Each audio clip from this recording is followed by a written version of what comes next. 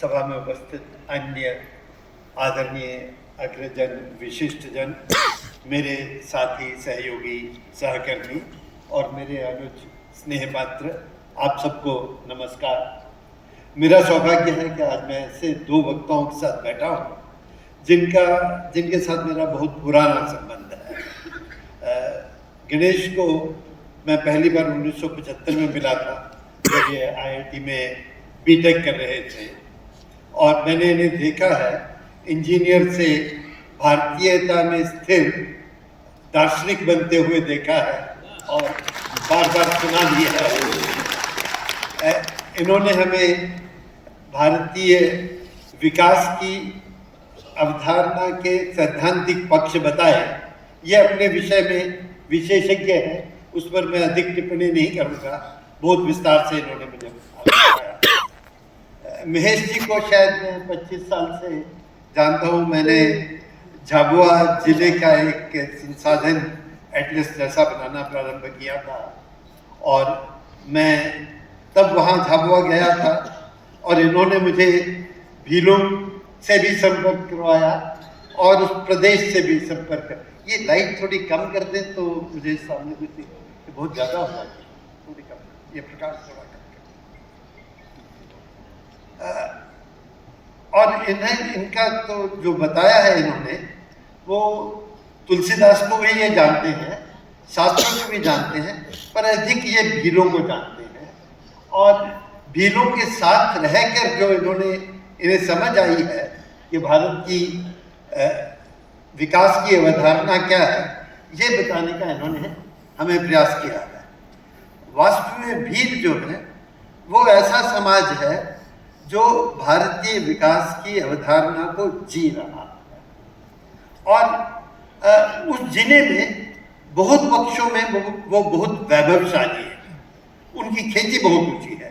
आप में कुछ लोग तो वहाँ गए होंगे। झाबुआ का क्षेत्र भौगोलिक दृष्टि से बहुत विषम क्षेत्र है, ऊंची नीची भूमि है सारी। और मैंने देखा पानी की व्यवस्था बहुत प्रयास पूर्वक करना पड़ता है। पानी की व्यवस्था ऐसे स्थान पर वो बहुत पथरीली भूमि से बहुत ऊंचे स्तर का गेहूं उगा लेते हैं और अच्छी उपज कर लेते हैं। वो अपने आप में विशिष्ट है। इन्होंने उनकी सामाजिकता तो बहुत ऊंची है ही। ये जो सब कार्य वहाँ कर पाए हैं, इन्होंने बताया नहीं।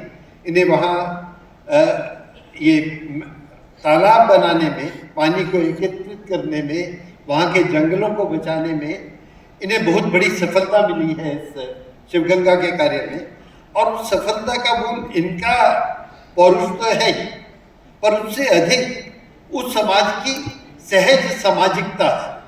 उस समाज में ये सब करने का पुरातन परंपरा है। उसको, उस सामाजिकता को जागृत कर वो ये सब कर पाए हैं जो जिसका इन्होंने बताया। और वो सामाजिकता शायद हमारे पूरे भारतीय समाज में रही होगी। हर एक का अपना अलग ढंग होगा। उस सब को शायद हमें एक बार फिर जागृत करना होगा, और फिर हमें अवधारणा समझने की आवश्यकता नहीं होगी, क्योंकि अवधारणा, भारतीय अवधारणा विकास की क्या है, वो तो भारत के लोग जानते हैं। उनके DNA शब्द नहीं है, पर उनकी परंपरा में है, उनकी संस्कृति में है। मैं थोड़ा सा समय है, 10 मिनट शायद होंगे, मैं 10 मिनट ये भारत की अवधारणा को, विकास की अवधारणा को जानने का एक ये सैद्धांतिक ढंग है जो इन्होंने अपनाया। एक ये है कि जाके उन समाजों में जिए जो उस अवधारणा को जी रहे हैं, ये दूसरा ढंग है। हम एक तीसरे ढंग से भारत की विकास की अवधारणा को समझने का प्रयास करते रहे हैं। हमने ये जानने की कोशिश की है कि अंग्रेजों के आने के ठीक पूर्व भारत का समाज, भारत का राज्य, भारत का ग्राम कैसे चला करता था। और जैसे मेरे सहयोगी श्रीनिवास जी ने कल बताया था, हमने अभी इस विषय पर 2 गांवों के बारे में, दक्षिण के 2 गांवों के बारे में 2 पुस्तकें छापी हैं अलग अलग, और उन पुस्तकों के आधार पर मैं बहुत त्वरता से आपको बताने का प्रयास करता हूं कि वहाँ क्या अवधारणा हमें दिखती है, अवधारणा के स्थान पर वो वहाँ विकास है क्या। पहली बात तो हमें ये स्पष्ट है कि ये 2 गांव जिन पर हमने काम किया है, जिनके बारे में हमने पुस्तकें लिखी हैं, एक उसमें एक का नाम उल्लावूर है जो बहुत ऊंचा खेती का गांव है, और दूसरे का नाम कुंडातूर है जो बहुत बड़ा धर्म का केंद्र है, ज्ञान का केंद्र है और संस्कृति का केंद्र है। ज्ञान का केंद्र इसलिए, संस्कृति धर्म संस्कृति का केंद्र इसलिए कि वहाँ मुरुगन अनंत काल से स्थापित है, उनका बहुत ऊंची महात्म्य है वहाँ के मुरुगन का। और ज्ञान का क्षेत्र इसलिए है कि वहाँ सेकिड़ा नाम के बहुत ऊंचे विद्वान वहाँ उत्पन्न हुए, वहाँ उनका जन्म हुआ। और सेकिड़ा में शैव परंपरा में 63 नायनमार माने जाते हैं, जिन्हें हम यहाँ संत कवि कहते हैं, उनसे पहले के हैं नायनमार हैं शैव परंपरा के। सेकिड़ा ने उनके जीवन की कथा लिखी, संकलित की, उनकी कविताओं को संकलित किया, और इतना अच्छा संकलन किया कि लोगों ने उन्हें 64वां नायनमार मान लिया। इतने बड़े वो विद्वान थे। उनके जो उन्होंने लिखी, जो ग्रंथ लिखा, उसे पेरिया पुराण कहते हैं। पेरिया पुराण अपनी भाषा में इसका अर्थ होगा महापुराण। वो महापुराण उन्होंने लिखा, जिसका अब भी रिसाइटेशन होता है सभी मंदिरों में। तो वो वहाँ पैदा हुए थे, इसलिए वो विशेष स्थान है कुंडातूर।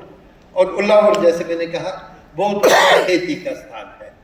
ये दोनों विकसित गांव हैं, और उसका एक पक्ष तो, उनके वैभव का एक पक्ष तो ये है कि वहाँ उल्लावोर में, कल मेरे साथी बता रहे थे कि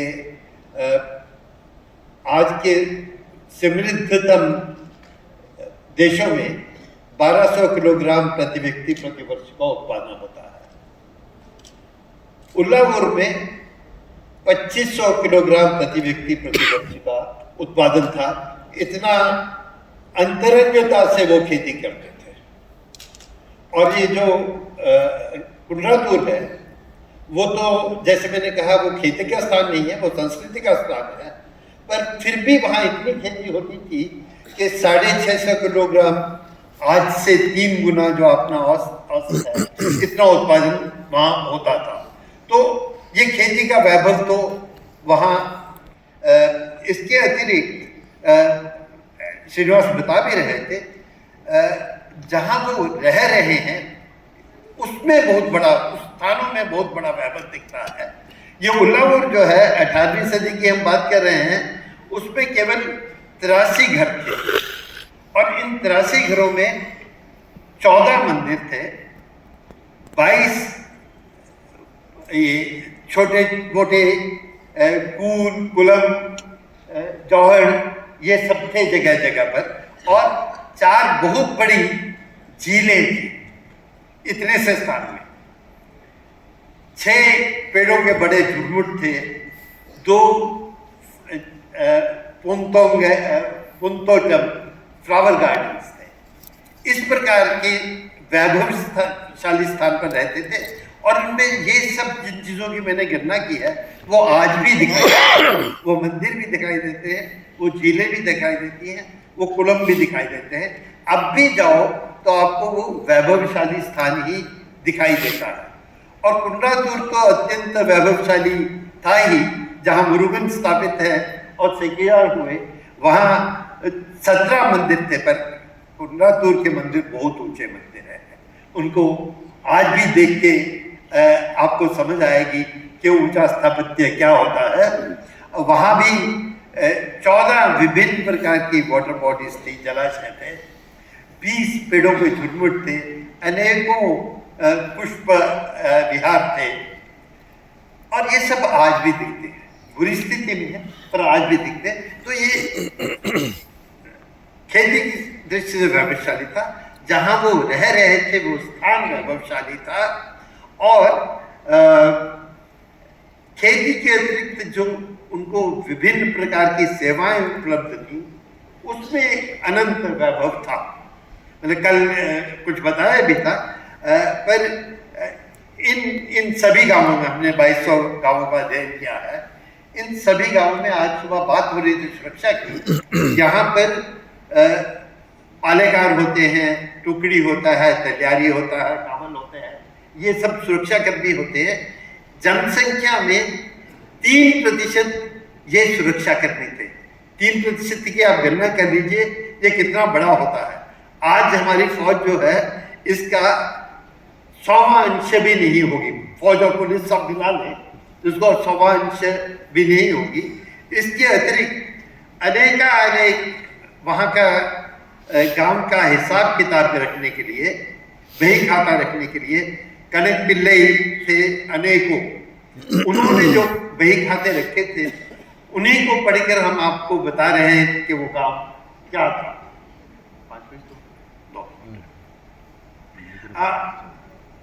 कारीगर थे, अनेक प्रकार के कारीगर। कुंडापुर क्योंकि वो संस्कृति का स्थान था, लोग बाहर से आते थे, वहाँ के 400 कुछ घरों में 100 से अधिक जुलाहे थे। और आप सोच सकते हैं कि जहाँ 400 घरों में 100 जुलाहों को रखा जा सकता है वो कैसा वैभवशाली प्रदेश होगा। इस वैभव का जो हमें समझ आया है, इस वैभव का जो मंत्र था, जिस मंत्र के कारण ये वैभव संभव था, वो ये सब कला तो थी ही, तकनीक भी थी, पर मुख्य बात ये थी कि एक तो ये सब गांव धर्म में निष्ठ थे। वहाँ इतने मंदिर हैं, धर्म का उनका अपना अर्थ होगा, पर इतने मंदिर तो इसीलिए हैं कि वो धर्म का पालन करना चाहते हैं, मंदिरों के बीच रह रहे हैं। अनंत मंदिर हैं, आज भी दिखाई देते हैं। दूसरा, वो प्रकृति को जानते थे। ये जो इतने जलाशय हैं, वो इनफैक्ट उस समय के नक्शे देखे और आपकी भी देखे, वो पूरा प्रदेश आपको जलाशयों से भरा हुआ दिखाई देता है। और ये जलाशय इसलिए बन पाए कि वो अपने भूमि को ऐसे जानते थे जैसे हम हथेली को जानते हैं, इस प्रकार जानते थे। और एक बात और बताता हूं, तीसरा जो महत्वपूर्ण बात था, प्रकृति के साथ ऐसा आत्मीयता थी, धर्म के साथ निष्ठा थी। और तीसरी जो प्रमुख बात है, ये सबके सब गांव स्वतंत्र स्वशासी गांव थे, अन्य ग्रामों के साथ मिलकर रहते थे, पर ये किसी से शासित नहीं होते थे। ये इनके उत्पादन में से, इस भव्य उत्पादन में से 30% के आसपास वो भाग निकालते थे, और सीधा जो सेवाएं उन्हें चाहिए होती थी, जो प्रशासनिक सेवाएं चाहिए, जो कारीगरी की सेवा चाहिए, जो इतने सारे मंदिर हैं उनकी व्यवस्था चाहिए, उस सब के लिए गांव के उत्पादन से नियोजन होता था। 30% तक का उत्पादन इस काम में चला जाता था। इस प्रकार ये ग्राम अपना बजट स्वयं बनाते थे। इसमें कोई 4% अपने से ऊपर की व्यवस्थाओं के लिए भी भेजते थे, पर अपनी व्यवस्थाएं वो खुद करते थे। ये सभी बातें महत्वपूर्ण हैं। ग्राम का स्वतंत्र स्वशासी होना, गांव का धर्मनिष्ठ होना, गांव की प्रकृति के साथ आत्मीयता होना, और उसमें से वैभवशाली जीने का स्थान, वैभवशाली खेती, वैभवशाली सेवाएं अपने लिए उत्पन्न करना, ये भारत की, जो हमें समझ आई है, ये भारत की विकास की अवधारणा है। नमस्कार। बहुत बहुत धन्यवाद।